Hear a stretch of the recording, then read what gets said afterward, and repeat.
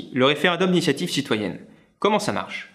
En fait, n'importe quel citoyen peut demander un référendum. Simplement, pour que le référendum ait lieu, il faudra qu'il y ait un nombre minimum de personnes, admettons 2 millions, qui désirent aussi un référendum sur la même question.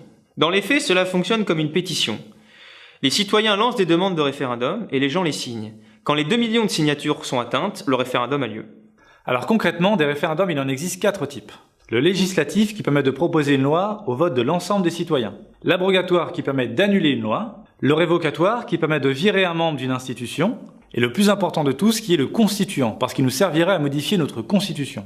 C'est le plus important parce que je rappelle que la Constitution est le texte de loi suprême dans lequel on fixe les règles du pouvoir et ses limites. C'est dans ce texte qu'il faudra que nous, citoyens, nous inscrivions notre pouvoir et les limites du pouvoir de nos acteurs politiques pour qu'ils n'en abusent pas. Donc on voit bien que ce système est une démocratie puisque le peuple peut intervenir à tout moment. Si une loi sur le temps de travail ne nous plaît pas, il suffit de déclencher un référendum d'initiative citoyenne abrogatoire sur cette loi et si réellement l'ensemble du peuple n'en veut plus, la loi sera annulée par le référendum.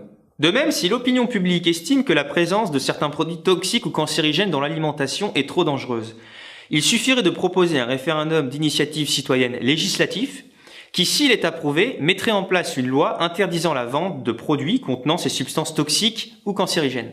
Il n'y a pas de limite, on peut intervenir sur tout, le peuple est totalement souverain. Chacun, par référendum d'initiative citoyenne, pourrait soumettre au vote le choix de réduire le nucléaire et de le remplacer par des énergies propres, de changer complètement de politique économique ou d'intervenir militairement ou non à l'étranger.